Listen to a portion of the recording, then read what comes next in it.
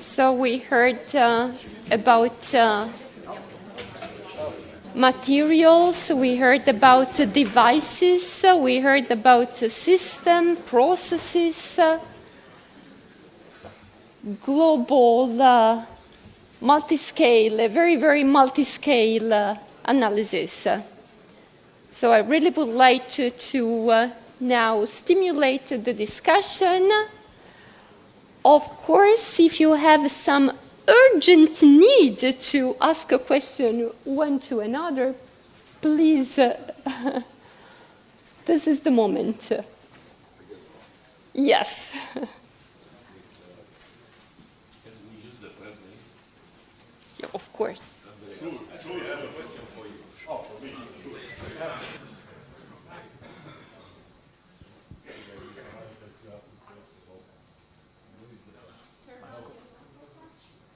Here, there is a big arrow, yes. Okay. Yes, I have a question. I mean, it's clear that for the stationary the seasonal storage batteries are nonsense. I totally agree with this. Even maybe redox flow, or even maybe high temperature batteries like Zebra batteries and whatever.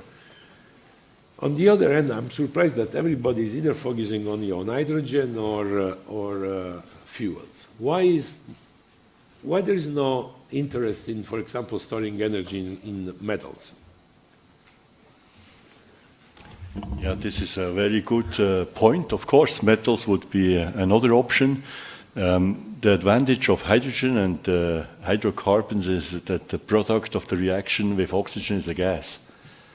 And if you take metals like silicon or aluminum, which would also have a reasonable high energy density, but the product is a solid. And probably you remember some years ago in German journal Spiegel, they showed once the car running with silicon and then getting sand out of the exhaust tube on the highway. And then after 2 days, the highway looks like a desert. But of course, you know, if we would use metals to store energy, we could also think about something like fuels or a battery where you replace the electrode and run it this way. But the technology is just much more complicated. And then finally, I guess it's again the cost which limits. I mean, my question was more specific about the storage.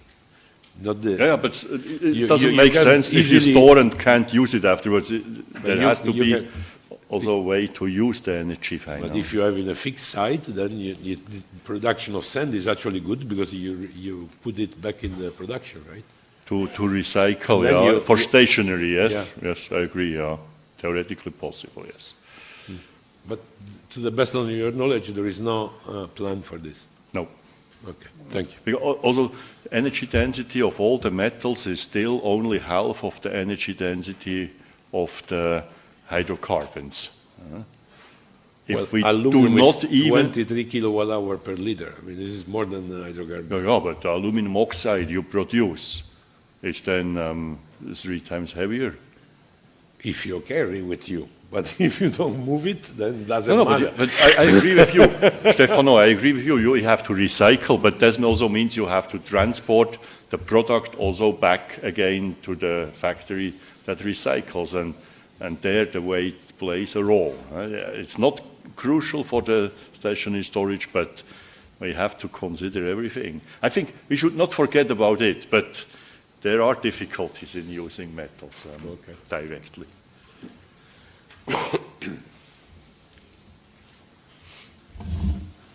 No question from the audience. So maybe a curiosity for Stefano, because I'm not an expert in batteries, but just said it's quite crazy to consider batteries for seasonal storage. That's almost common sense. However, I think there are some small companies or startup proposing low-cost, low-efficiency battery like metal air batteries also for some cyclic storage, possibly competing on natural gas. Do you think it's really crazy, or there can be some perspective? I think if the batteries are aqueous, I don't think. Well, I think Hubert can also help me on this. But I think if they are aqueous batteries, they don't really store much energy, right? Yeah. So I mean, Here, thank you. The better engineer. The aqueous batteries, I mean, I don't know, there would be zinc air, of course, you could use, right? But the cycle life is usually not so good. Yeah, or maybe iron. Yes, and so the iron batteries, of course, one of the issues is the temperature stability, to my knowledge, right? If you go above room temperature, then they become quite unstable. You have self-discharge and everything. So the aqueous iron batteries, right? So I think at room temperature, the cycle life is not so bad, but if you're a little bit above ambient, then it starts to deteriorate quite quickly, to my knowledge. So, of course, it depends where you install the battery, right? But if you... So actually, you could maybe combine primary batteries of this kind with the metal production. So you produce metal, and then you use the metals in primary batteries and generate energy. Then you can talk about seasonal storage, because, I mean, you can accumulate tons and tons of iron in a small volume. Yeah. Yeah, but for seasonal storage, I think a chemical is always the best, right? Either fuel or hydrogen, whatever. I mean, you have much higher energy density and more reversible than...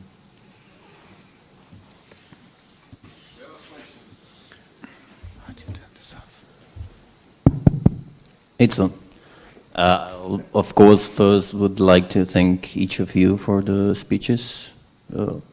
Very, very interesting, each one of you. I'm going to start with a very controversial topic, but I want to hear your reaction to it. It's controversial because it goes kind of against Politecnico, but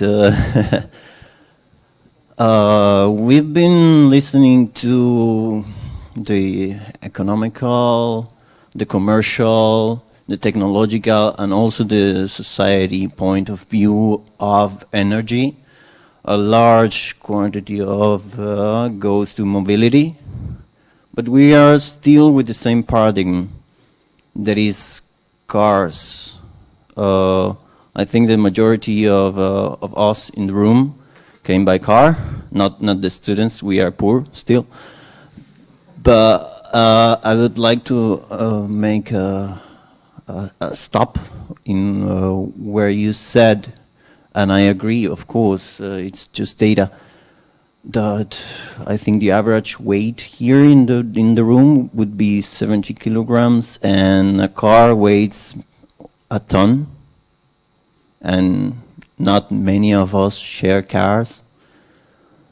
What would you say, or an opinion about changing this paradigm, forgetting about cars and going to other means of transportation that would reduce CO2, energy consumption, etc., etc., etc.?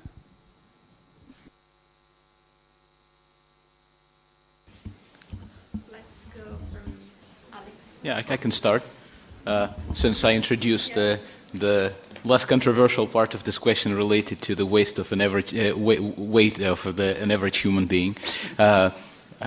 I mean, I think it's not controversial. It's very desirable. That would be, I think all of us agree that none of these solutions are magical, and so in an ideal world we would actually be reducing consumption of energy. Period, right? No matter what's the source of the energy, and I think megatrends, as we look at what we are looking at today, as a I would say midterm projection of what a subset of the megatrends, and the global megatrends are going towards urbanization and so on, where I think the modes of transportation are changing, not only for passenger transportation, also for freight transportation, the last mile transportation, and all that kind of stuff. So I think that in my personal view, in a perfect world, regulatory power in every aspect of it, both the mandatory power as well as the incentives power, in my mind, that would be the most fertile field to apply it, because it would, in my mind, be the least controversial, least technically controversial field to apply it to, and that is encourage ways in which things like ride sharing, broader penetration of public transportation, and I mean broader penetration of public transportation. I live in rural United States, and there is no public transportation way to get to where I live, and they could be, and it could be environmentally friendly. It's just again, there is no people value the individual independence and so on. So I think it's not controversial. I think it has to be in addition to all that we are doing, right? We are looking into what's this multifaceted optimization for what the energy, how we provide the energy. But of course, there is no penalty. There's only positives to reducing the consumption of energy. So I don't think it's particularly controversial. So. Okay, it's working. No, so I fully agree, right? If people live in cities, I mean, the most efficient way is to have public transportation. So I live in Munich. There's a fantastic public transport net based on electricity. I have no car. I wouldn't need one because I wouldn't need know where to park it. And so I think this is also what's going to happen, that many cities more and more start to displace cars from the inner city, right? And so where downtown Munich, many places now, they got rid of all the parking spots next to the street. There are bicycle lanes now. Everyone complained for 2 weeks, and now everyone is fine. And it's wonderful because there's much less cars, and it's more quiet. But I think, of course, in the countryside, this may be not so simple, right? So I think for longer distances, you will still need private transportation in addition to public. And then, of course, the development in Europe and in the United States is completely different. And I have seen pictures of Los Angeles downtown in the 1920s, tons of public transportation. 20 years over, when General Motors, Ford took over, all the public transportation was removed and replaced by roads, right? So this was, of course, driven by the car industry in the US. And but I think of a long term, not only because of pollution, but because also of space restrictions, you will have to have more public transportation in cities. And it's definitely the cleaner and more convenient way at the end.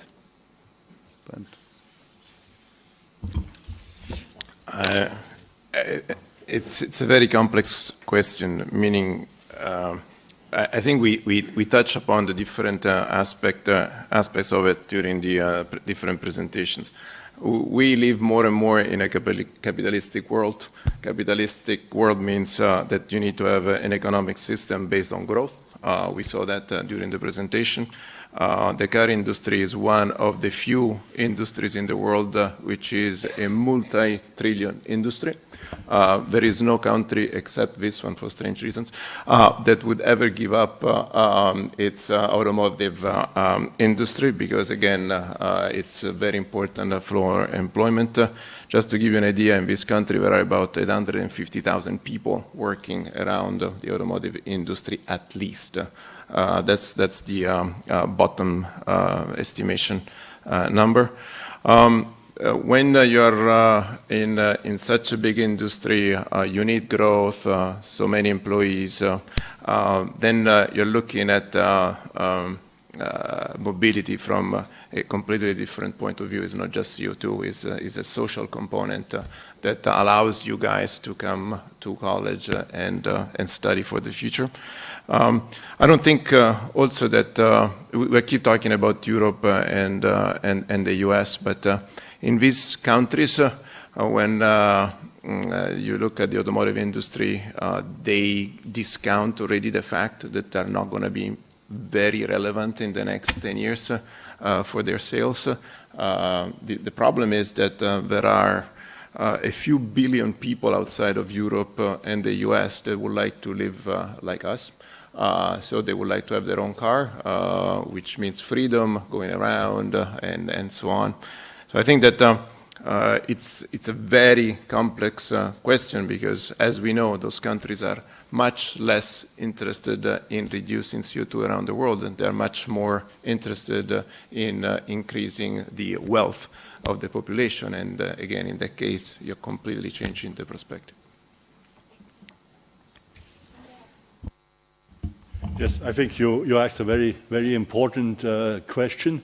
And I'm also convinced that we're not going to use cars the way we did in the past. The car is perfect for distances between 20 and 100 kilometers, but our range of operation became much larger, and therefore I think probably what Hubert also said, cars with a small battery can replace the local movement, and then there will be other means for the long distance movement. Keep in mind that China is now constructing a magnetic levitation train from Guangzhou to Wuhan, which should run with 1,000 kilometers per hour.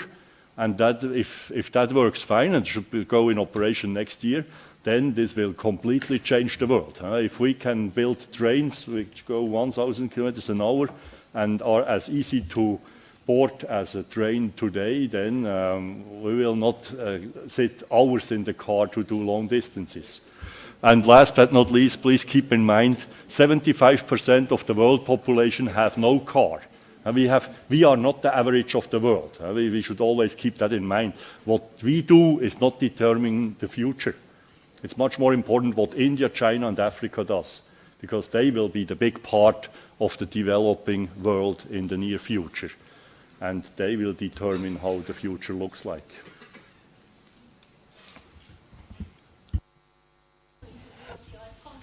Yeah, well, on my side, I'm not very much to add to what my colleagues just said. I think, like Alex said, you were talking about mega trends, mega changes, so we cannot expect to have simple solution to solve big problems. We cannot expect to change the situation in 3 to 5 years. It's like in the energy world. We know that we will, for sure, we are going toward a new energy system that will not rely on fossil fuels, but we cannot expect that will happen in 3 to 5 years. So we have a transition period where we have to manage and try to do the best thing to minimize all the negative impacts of the other direction. The same for the transportation. That's a world that involves technology, policy, finance, economy, etc. So you have to put together all these words with an holistic, integrated approach. I continue to think that technology innovation is still the key, because you can provide the policymaker with the right tools to try to solve these big problems, and with that you can also help possibly changing the behavior of people and going to the direction you're saying. So, but by the way, I came by train this morning, so.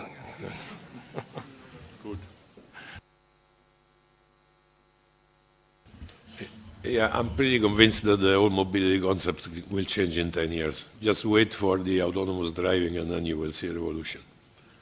Because you will not buy a car anymore, you will push a button on your iPhone, the car will come and pick you up and bring you where you want to go, that's it. Okay. All right. On the other end, as stated before, I mean, if in Germany you tell Volkswagen, BMW and Daimler to switch the whole model they had, and I was extremely successful for years. I mean, the economy of Germany is that good because of cars at the very end. Well, it's a key point. This is not something you can do in a night.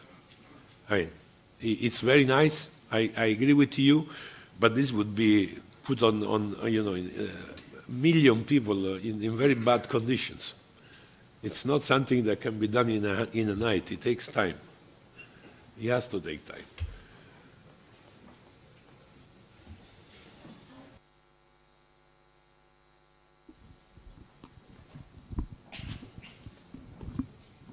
Thank you so much again for the interesting presentations. Just a question about the recycling. We're speaking about of new technology, and we have understood that we have prepared something that should be already ready to reuse all the rare elements that we have inside. According to your knowledge, at which point is the state of art or this cycle of activity, or this kind of activity? I have discussed in Belgium with Umicore. They have developed a technology. You say, okay, we can recycle lithium-ion batteries, but we can extract just cobalt. And lithium is the core of this technology. And I want to understand, I have just a few knowledge about these arguments, so if you can light us on it. Yeah, lithium was a bubble a few years ago. Okay, there is enough lithium on the earth to make all vehicles electric, and maybe there is also enough to make a lot of stationary storage. We just do not mine this amount of lithium. Consider that Australia has the largest share of lithium and they don't even consider to mine it because it's still too cheap. Okay. Umicore obviously is looking for money. I mean, it's a company. At the end of the year, they have to, show the positive number, and what they want to do is to get the most precious material inside them: cobalt, nickel. That's it. Lithium ends up in concrete now because it is considered to be a waste. It's very expensive. So the cheapest way to get rid of it is to give it to the concrete industry. This is the point. There is no recycling practically. Very minor. Okay. Yeah, because let's say in the car industry, there's very strict requirements for recycling. So in the German law, I believe nowadays it's 85% of the material must be recycled as material. And then I think another 10% can be recycled as energy. So of course, since the battery will be the heaviest part of the car, I mean, one of the heaviest parts of the car is 200, 300 kilos, it must be recyclable. Otherwise, you cannot meet the recycling laws. So this is, in my view, also why Umicore started this recycling business. I mean, it's essentially just a pilot plant they build. It's like a big furnace, you throw in everything and then you melt it. And so when I talked to them about the cost, their statement was, of course, as long as you have a lot of cobalt in the battery, it pays for itself. However, if someone comes up with a battery which only contains manganese and lithium, you will have to pay for it. Right? So that is the thing, right? So then you have to add it to the cost of your battery. You have to add the cost of recycling at the end, right? In the case of fuel cells, of course, it's different. I mean, there was similar consideration because the fuel cell stack is a significant weight. And so for a long time, people considered carbon composite, carbon polymer bipolar plates versus metal plates. But metal plates have the big advantage. They can be easily recycled. Since luckily in the fuel cell there's enough platinum, it will probably pay for itself.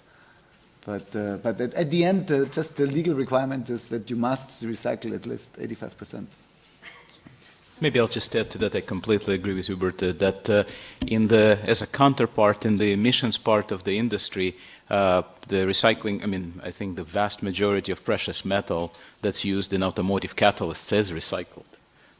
So there are precedents for industry to develop this. Again, there has to be economic incentive or a mandate.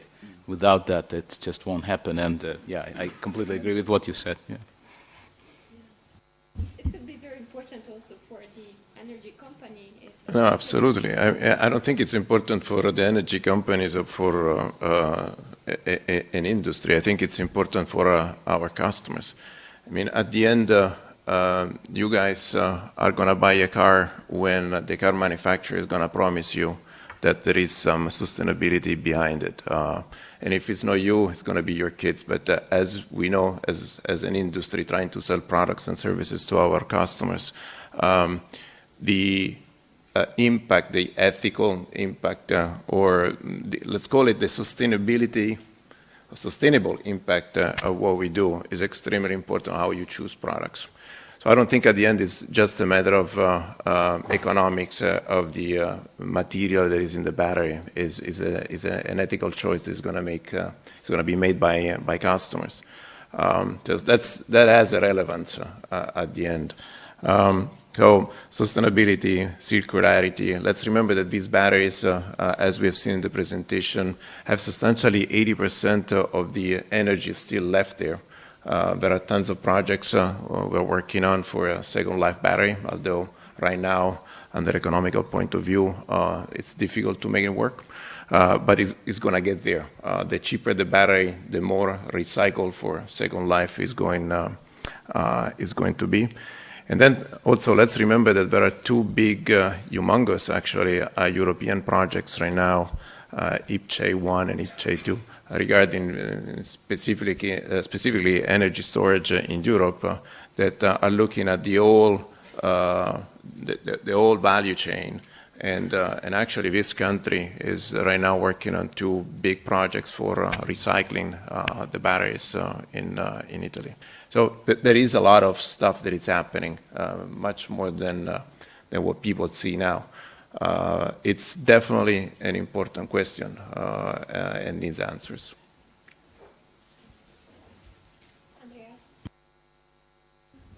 Yeah, I just would like to say we always think recycling is, first of all, a technical problem, but it's also a problem of the regulation. I mean, you know, I guess I'm probably the last generation which grew up with a thinking that we can simply produce waste and throw it somewhere. But in future, there will be nothing like waste. There will be always, when somebody produces a product, that has to take into account the recycling, and then it's no more an economic problem, because you already, when you buy the product, you will buy the cost also of the recycling.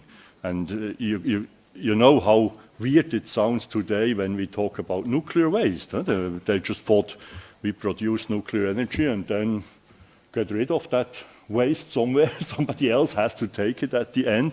But I guess the generation of the students today, they will never think in such a way anymore. You know that if you do something, you also have to look at the whole chain to the end and, of course, find a way to reuse these elements and not just deposit somewhere. And I guess it's a big political duty to install a law that closes the material cycle, by law, by economy. Yes, just a comment, because like I said, I'm not an expert in batteries, so I cannot comment strictly speaking about batteries mobility. However, in general, I agree with Andreas said that regulation can play a virtuous role about recycling, because it's like for biofuel. No one would have started to use biofuel in this modern era if regulation wouldn't have driven this trend.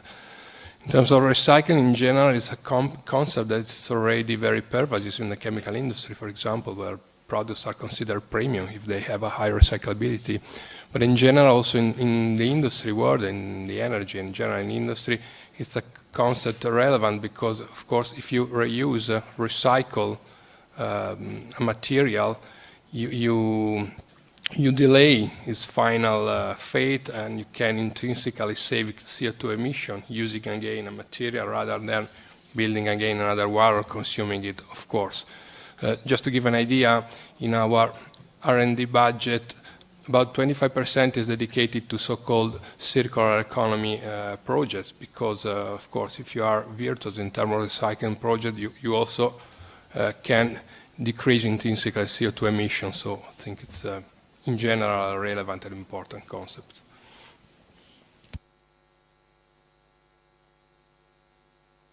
Can I just add one word? I mean, recycling of battery is actually very feasible. Right now, we recycle 97.5% of lead-acid batteries. We recycle everything, okay? So it can be done also for lithium-ion. It's just that right now it's not convenient. That's it, okay? It's really an economic problem. Thanks, Mario Marchiona from Saipem. I have a general question for the panel. If you consider the oil that is consumed for mobility, it's true that half of the oil is for light duty, but half of the oil is for heavy duty and jet fuels, other ship, and so on. The topic has been addressed for sure from the lecture of Cummins that I've appreciated a lot. But this is really important. Which could be solution to decarbonize this heavy-duty industry? And this, I have appreciated the question of the student about the change in the habits of mobility. These are very true for light mobility, but on the other side, we have goods that are moving and moving, Amazon, Alibaba, that is a huge increase of heavy transportation. So which could be the answers for this kind of mobility? Yeah. I'm afraid the answer is all of the above, you know. There isn't a single answer. I wish there was.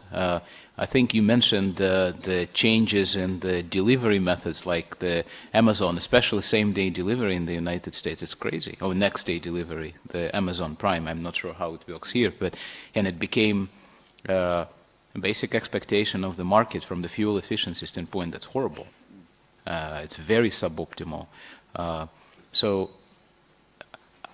I really think that anyone who has a clear answer today is dreaming.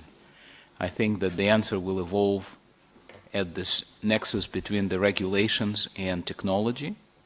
And I really think that, in my personal opinion, that in that answer, clean internal combustion engines with a variety of improvements to their efficiency, which aren't today, and efficiency means basically CO2 as well, which aren't today as broadly used because they are not incentivized, but there will be substantial improvements in the basic operation of the engine itself, in hybridization, and so on and so forth. So I think that that will be for long-range heavy-duty transportation. I think that will be still a very substantial part of the equation. If in the places where hydrogen infrastructure will be available, that may be a substitute or at least an addendum. And then in the places where kinetic energy recovery is a great opportunity, then I think hybrids will definitely be kings, so start and stop. And then beyond that, it will be batteries will certainly make their way in the short-range deliveries. There are heavy-duty trucks, for example, that run short ranges. The best duty cycle we found is a beverage delivery truck. It carries a lot of weight, but it goes within the city and it goes back to the depot at night. Well, that's a perfect battery electric vehicle. So I think that's what I'm saying. I think it's all of the above. I don't think there is a single answer to all of them. I mean, a tanker, an ocean-going tanker may carry two propulsion systems for the long distance and for the port. That makes no difference for the CO2 emissions. It does make difference for criteria pollutants. I think, again, it's the nexus of the regulations and the technology that will basically drive the solution. I wish I had a more clear answer, or a shorter one. Yes, Hubert. Yeah, maybe one can say also on the European Union level, for example, right? There is now a lot of focus shifting fuel cell technology from sort of small cars to really trucks and larger applications, right? And there's been this example of Hyundai delivering, I don't know, 1,000 or 1,500 systems for delivery trucks, fuel cell systems in 2022 or so to Switzerland. Because there, of course, if you have a lot of energy and longer distances and require very short charging times, then this is feasible, right? But otherwise, yes, I guess you're stuck with combustion engines, or you would have to do it on the basis of synthetic fuel if you can take the CO2 from the air. So then I think it would be a closed cycle. But it's probably still, a few years ahead. I mean, same thing. In the next 10 years, you will see an evolution. But the most important thing is, I think there are two important things. One is never forget what the customer's expectations are. And the second one is remember that the evolution already started and it's very difficult to stop it. So it's going to take a while, but it's going to happen. I'll give you a few examples. So, Apple by, if I'm not mistaken, at the end of 2021, will not buy any component for the hardware if the supplier doesn't certify that is buying 100% of the energy that it uses from renewable sources. And that's because, again, there is a customer push to get that done. Amazon is a big, we buy a lot of stuff from them, is also a big customer of ours. They're switching, at least for the medium range transportation, all the vans that they're using now to electric. As you probably know, they own a big chunk of Rivian, which is an electric a company that is going to make electric trucks in the United States. So it has to happen, again, because the customers are asking for it. Most of our big customers, or our customers in the renewable space, are all big companies now. We sell less and less to utilities. We sell more and more to big companies that must buy renewable energy, because otherwise the customers will not buy their product.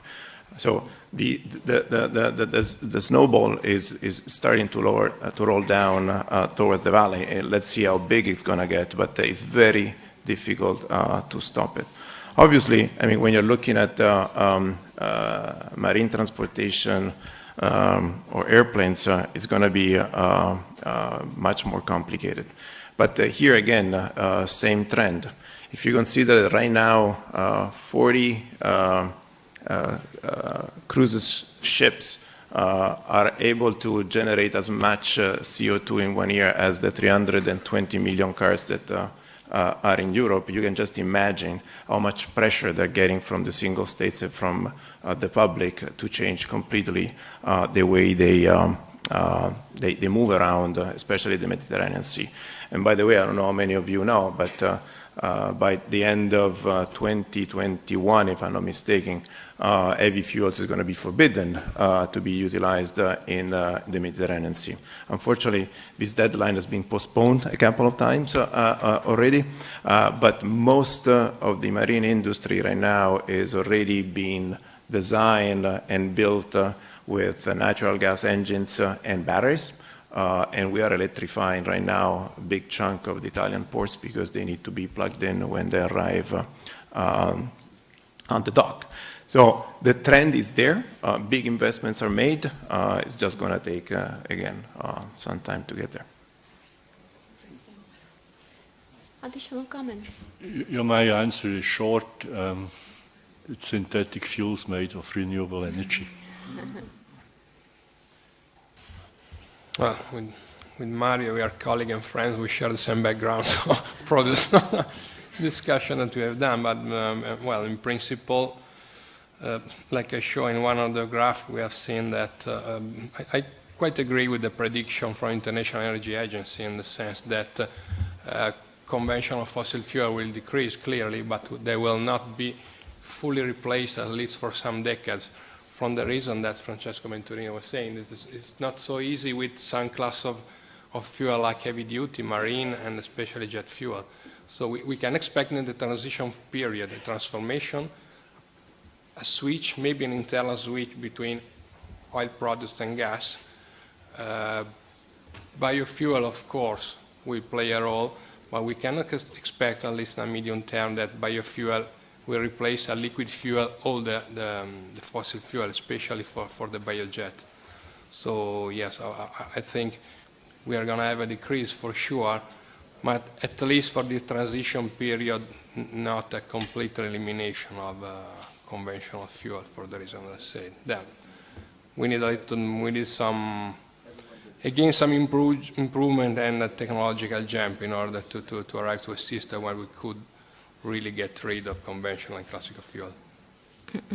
But just to let you know, IEA, so the International Agency of Energy, has always been wrong about the prediction, meaning they always downplayed most of the predictions. When they believed that the renewables were growing 5%, the year after was 10%. When they started saying it was 10%, then it became 20%. So I think that also in this case, probably because of where that agency is coming from, they are forecasting a little bit less aggressivity than there is in the market. But my thesis is not that oil will never die. It's that this is a sector that corresponds to half of the consumption of oil for mobility, and is a sector that is more difficult to decarbonize than the other part.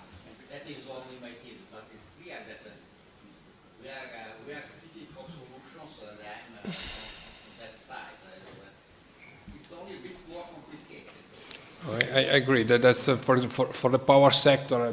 No better than me, of course, it's another story, and it's much easier to get to a fully % replacement. Transportation sector, I agree with you. But there is also a strategic thing that we need to be extremely careful of. It's strange. All the big push for decarbonization came from Europe. All the big investments came from Yes. Asia. So we should avoid to downplay the change we are in, and we should start thinking a completely different way. How can we be the drivers instead of looking somebody else trying to drive the change and then having to substantially follow their economy, which, as we know, is becoming stronger and stronger, and we're becoming weaker and weaker. So I think that we need to invest much more resources on change instead of downplaying it, because it's not gonna be a good thing for the future. Other comments? Yeah. Last one. Don't look for easy solutions. I don't know why this should be a criteria to decide on the development. If they would have fought in the Stone Age, it's better to use an easy solution. We will still use stones. The technological development is based on solving the difficult problems, not the easy ones. That's why you need to invest money in technology. No, let's not forget this. We are investing not enough money in new technology, especially in Italy, and also I would say in Europe compared to other parts of the world. So it's very risky to say it's going to take 10 years to get there. Let's keep using our refineries and everything that we have around us, because that's not the future. So we need to invest in the future more and more. But maybe then I want to say something too, because I think the other thing one should not forget is that it's all about legislature, in my view. So, for example, the automotive emission catalysts in the 1970s, they would not have been introduced. All the car companies said it's impossible, it's too expensive. California mandated it. A year later, everyone sold cars with automotive emission catalysts, right? So unless the governments in the world are mandating it, it's not going to happen, because of course it will not be free and it will be sometimes less convenient. But I think it has to be driven also from the legislature point of view. I agree, but I mean, the governments and legislators are not these abstract figures living in Mars. I mean, it's these guys right in front of us. So either they make the push or nothing is going to happen. So I really believe that generations studying in college right now are the ones that need to make the push, because if you're waiting for our governors to make the change, considering that the average age, except a few exceptions, is well above 60, they don't care. Okay, I'm very sorry, but we need actually to close this morning session. The audience and myself really wanted to thank you for the fantastic talks you gave and this very, very interesting exchange of ideas. So thank you all.